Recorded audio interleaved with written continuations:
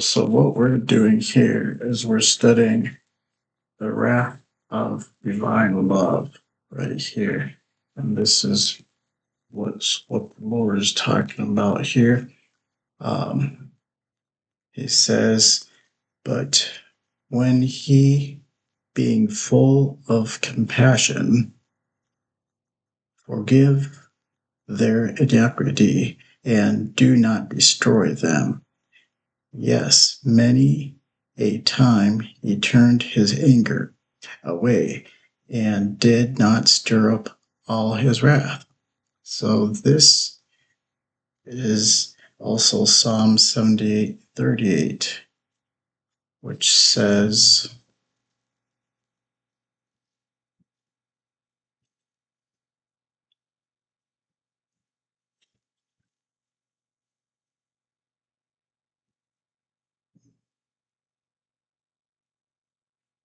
Psalm 78:38, here we go.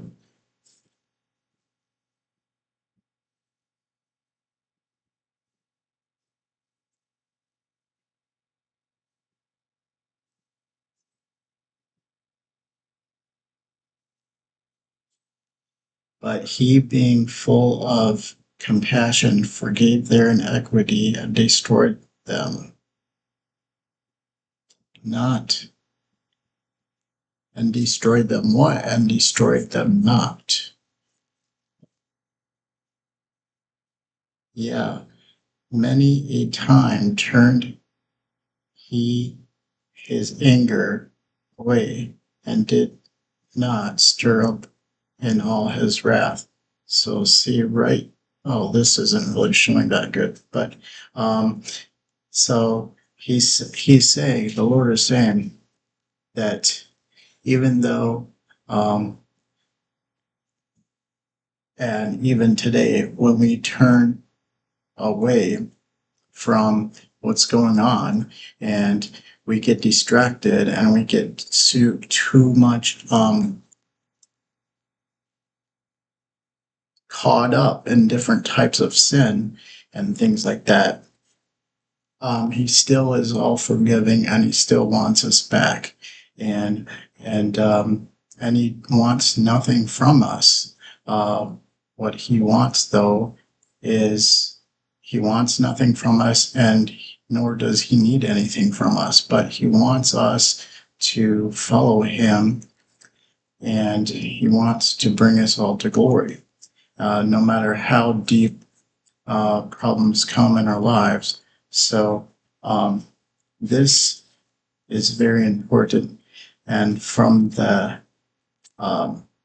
reminders of what keeps us strong and well, even when we're feeling the lowest down and things like that, and different types of wickednesses come upon us, but try not to be deceived or believe in deceitful types of things that are going on.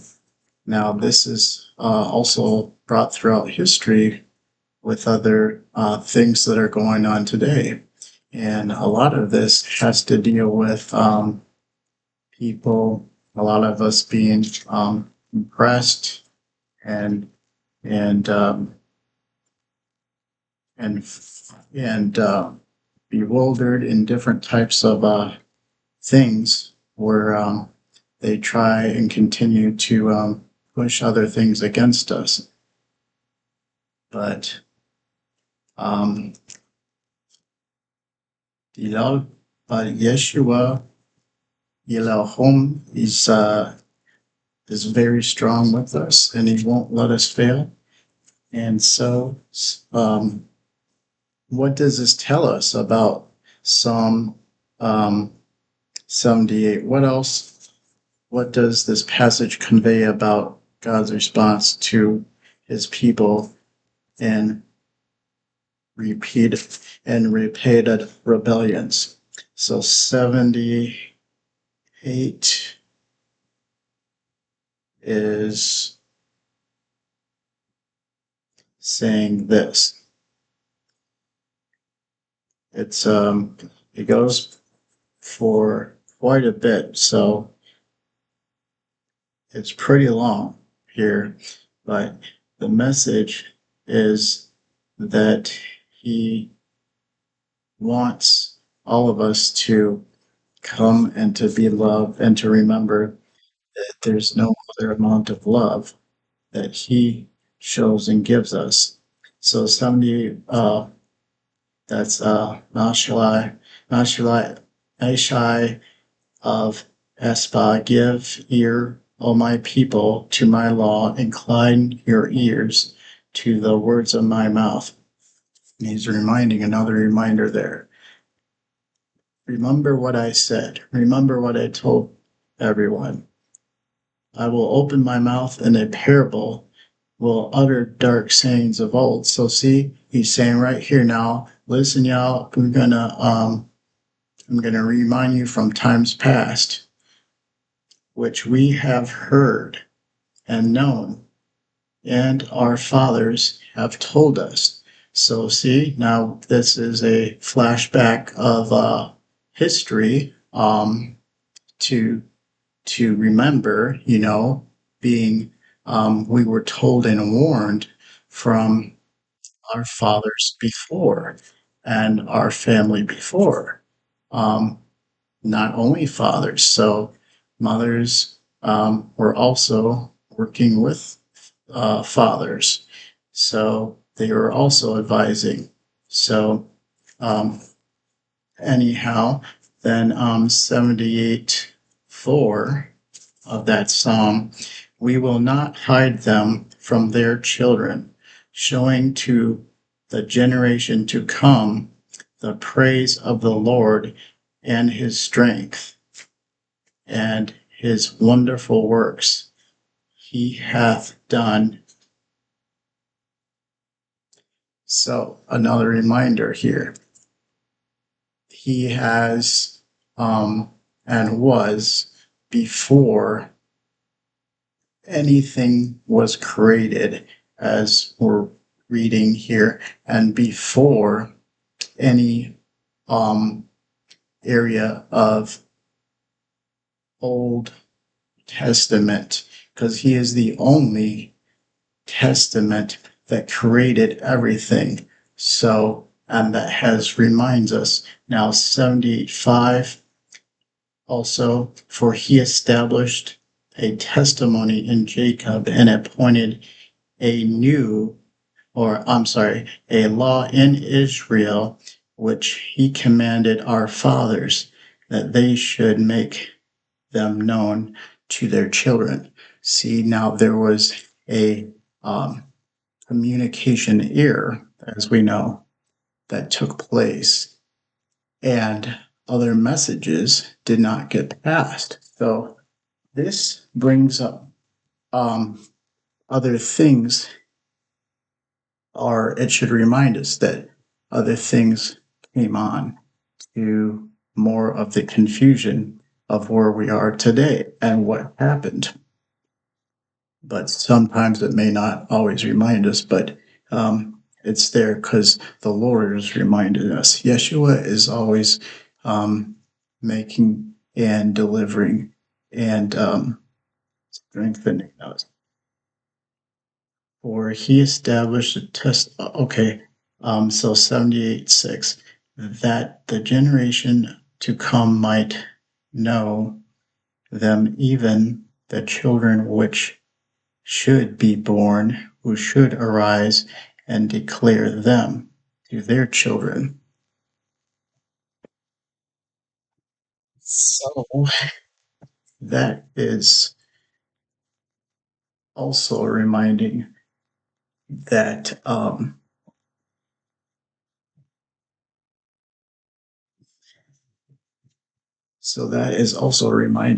hey, uh, somebody didn't holler back to what he had said from the get-go.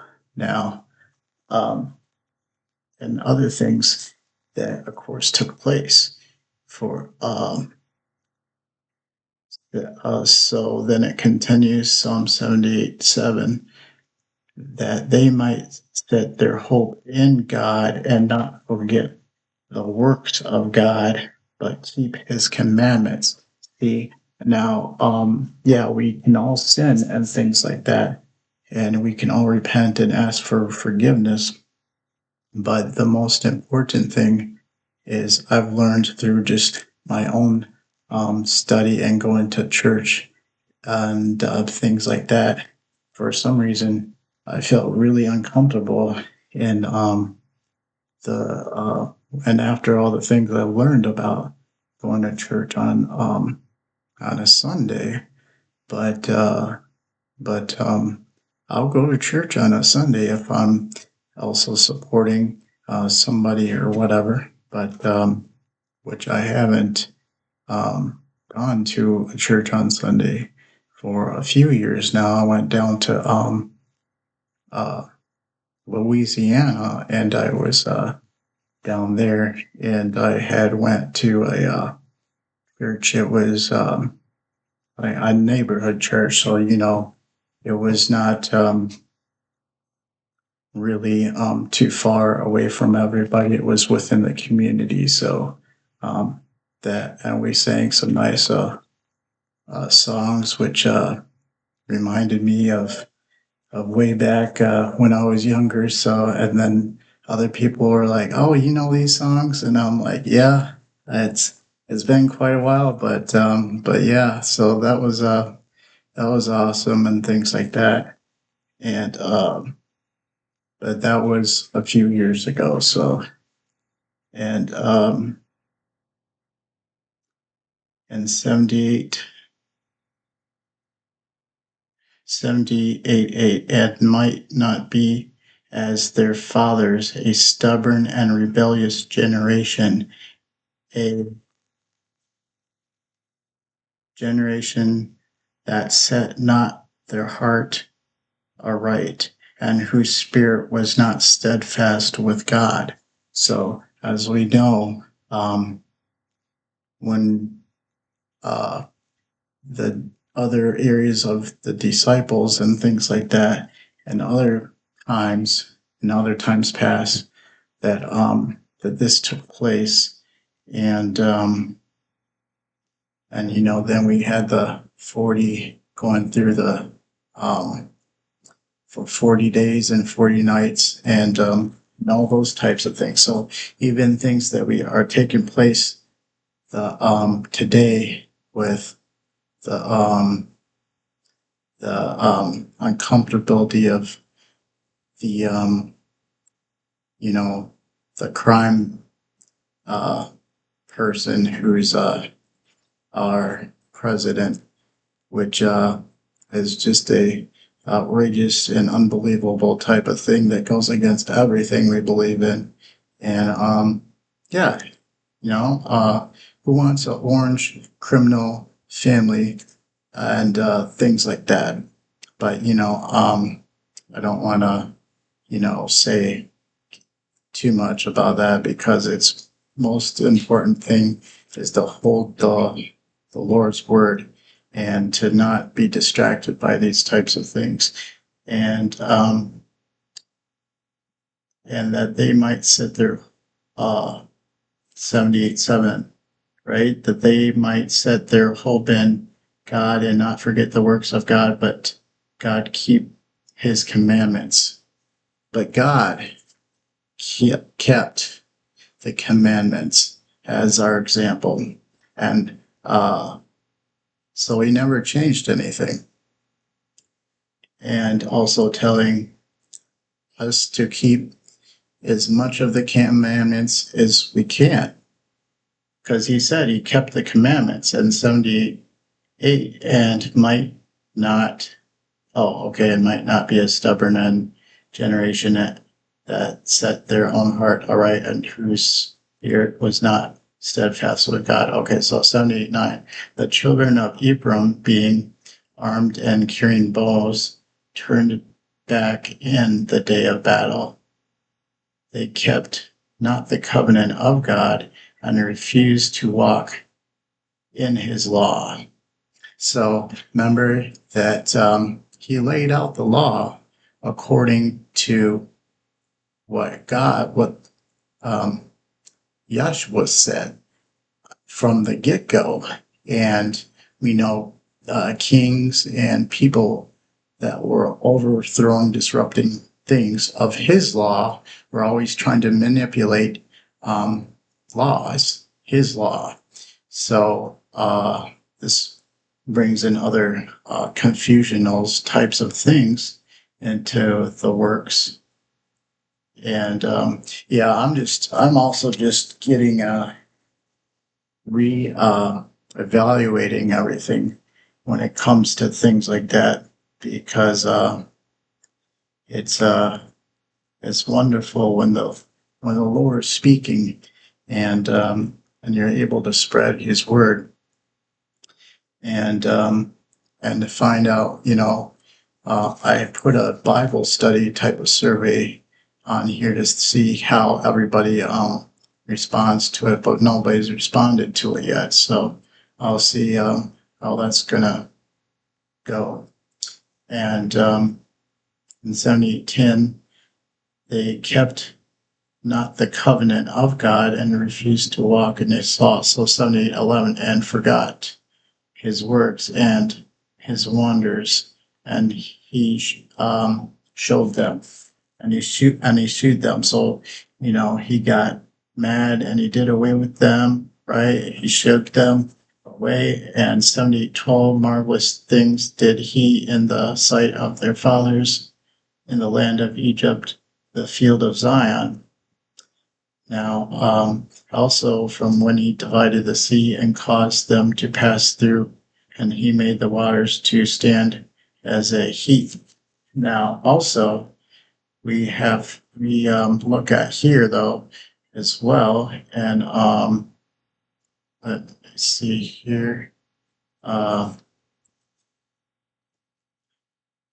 Okay, we also have this from Matthew 16:24.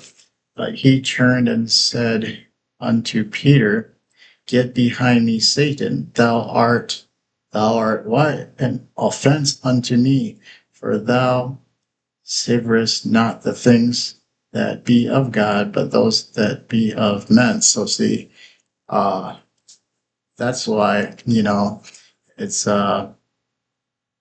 we know who, you know, there's other people in the Bible and that listened, and more better than Peter. And so he's even so we know that's John also was with the Lord until the end as well. So that strengthens it a bit more, I think, and a few other people as well. But during the canonization and things like that, other things weren't interpreted or put in or accepted, as what I've also found as well. So, but God is still with us and for us and wants us to be doing things through Him, organizing the different things that are thrown against us, sticking with the Word as much as we can, and as much as we can when we will, because we accept Him and do the things through His will for His glory to His kingdom come. And so also concerning then about taking up your cross and following Him. So then Jesus said unto His disciples, right here, Matthew 16:24, then said Jesus unto his disciples, If any man will come after me, let him deny himself and take up his cross and follow me. So take up all your burdens, everything, and give it to Him and pray, and which we all do. even in the most troublous times, and which I see it helps a lot and give everything to him. And so Matthew 16:25, for whosoever will save his life shall lose it, and whoever will lose his life for my sake shall find it. So see, we should have no fear as long as we're doing things through and for the Lord. And Matthew 16:26, for what is a man profit if he shall gain the whole world and lose his own soul? Or what shall a man give in exchange for his soul? So see, we see a lot of things, people selling their souls and things like this for all types of riches and monies and other things. And even in that day, we know that people were giving their lives to the different idols and things like that. So in today we have the same type of stuff. Now we got other temptations besides, you know, uh, because how things have just evolved or, has spread out more to be tempting to us and things like that. So, all right, y'all hit me back. Y'all, I want to hear back from you and see what everyone thinks about the scriptures here, and let me know, and that will be cool. And to do some more scripture reading, and so that is what I enjoy doing as well when I'm not studying things like this for my classic. So we got a bunch of laws and other ethics in here, and and health. So these are a lot of laws and things also for health and things like that, involving the different kinds of cares that to be, you know, um, when we get sick, or when uh, somebody is trying to give us some kind of sickness with different things in the agencies of governments and things like that. I've done a lot of research and things like that as well, which is not surprisingly of what they try to do. But all right, I would like to hear back what everybody thinks.